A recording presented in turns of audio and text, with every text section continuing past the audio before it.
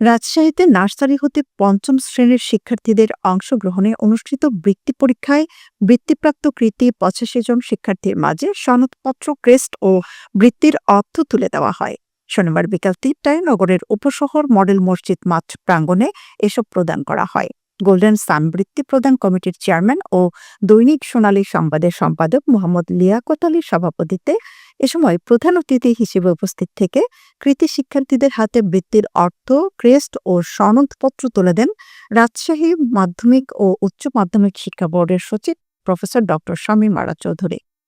মহানগরীতে ট্যালেন্ট পুলে ৮ জন, general grade ১৪ জন ও special গ্রেডে ২৪ জন সহ মোট ৪৬ জন কৃতি, দুর্গাপুর উপজেলার ট্যালেন্ট পুলে ১ জন, জেনারেল গ্রেড ৪ জন ও স্পেশাল গ্রেডে ১৪ জন সহ মোট ১৯ জন ও গোদাগাড়ী উপজেলায় ট্যালেন্ট পুলে ১ জন, জেনারেল গ্রেড ৪ জন ও স্পেশাল গ্রেডে ১৫ জন সহ মোট ২০ জন কৃতি শিক্ষার্থীর মাঝে বৃত্তি প্রদান করা হয়।